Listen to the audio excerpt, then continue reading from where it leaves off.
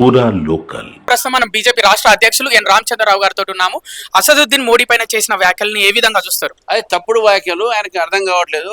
ఇంతకుముందు ఒక ఏదైతే కసబ్కి ఇక్కడ ఉరి తీసినాము, పుల్వామాలో జరిగితే బాలకోట ఎయిర్ స్ట్రైక్ చేసినాము, పెహల్గామ్లో జరిగితే మన సింధూర్ల ద్వారా ఆ ఒక టెర్రరిస్ట్ క్యాంప్ కొట్టేసిన చంపేసిన కూడా ఆయన ఏమంటాడు, వెనజులా ప్రెసిడెంట్ తీసుకుపోయినట్టు తీసుకురావాల్సిన అవసరం లేదు, వాళ్ళ ఇంట్లో పోయి మనం కొడతాం, గర్మే కుస్కే మారేంగి.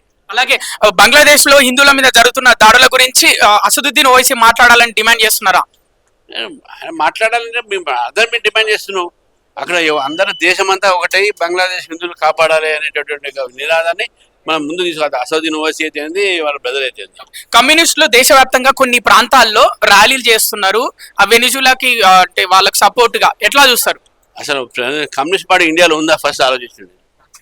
రైట్, కమ్యూనిస్ట్ పార్టీ ఇండియాలో ఉందా ఆలోచించండి అని అంటున్నారు తెలంగాణ బీజేపీ రాష్ట్ర అధ్యక్షులు ఎన్ రామచంద్రరావు గారు. వీడియో జర్నలిస్ట్ విజయ్తో కృష్ణబాల పూరా లోకల్, హైదరాబాద్.